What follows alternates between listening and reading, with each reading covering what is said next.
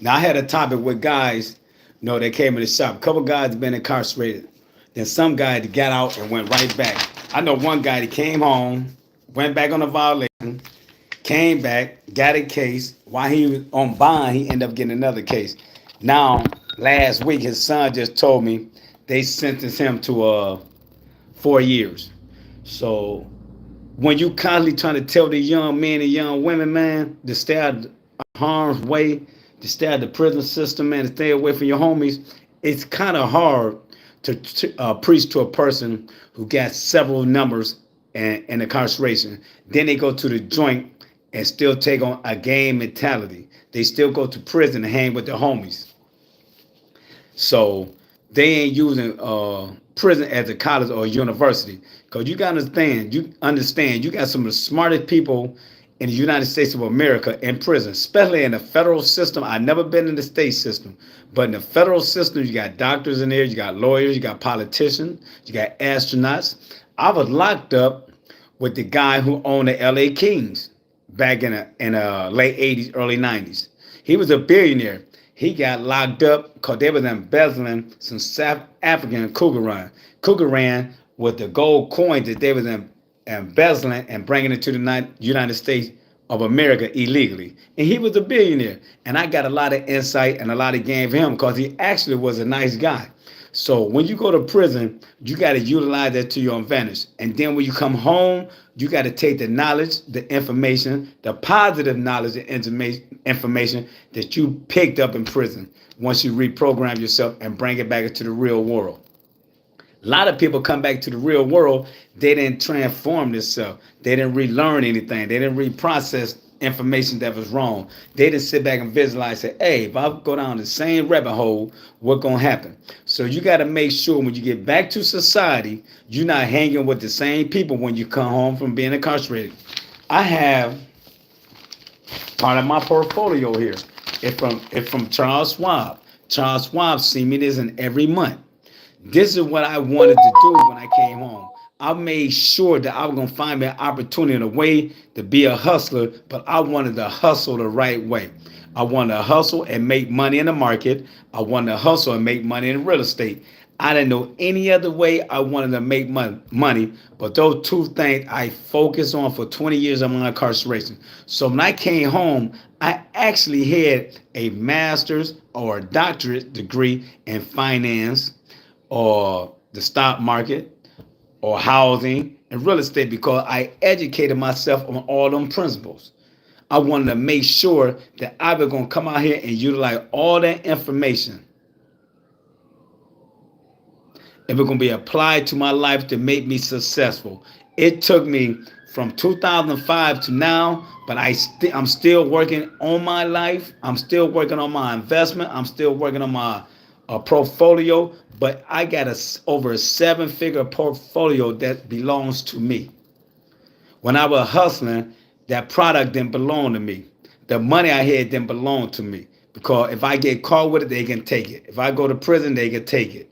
Now, if anything happened to me, my money is set up in a trust, and also I have a nice will for my family. So everything I do now is from all the information I learned in the United States Penitentiary College. It's an Ivy League school, even though criminals are in there, but there's a highly intelligent criminal that I learned how to mastermind the stock market and real estate.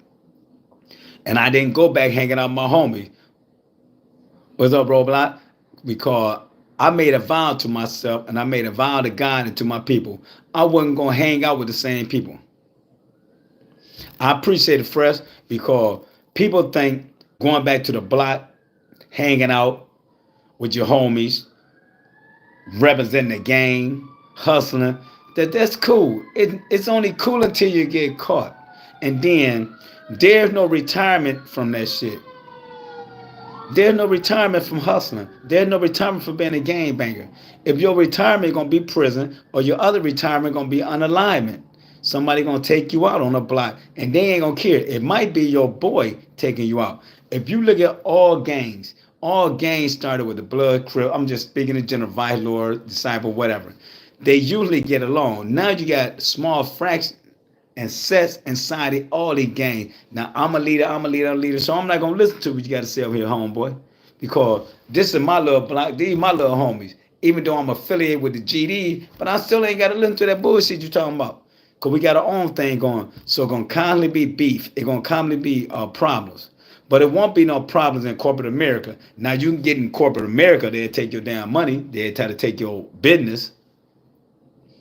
You know what I'm saying? It's corporate takeover. They would take your Microsoft, and Microsoft don't have 60 or 70% of all the shares.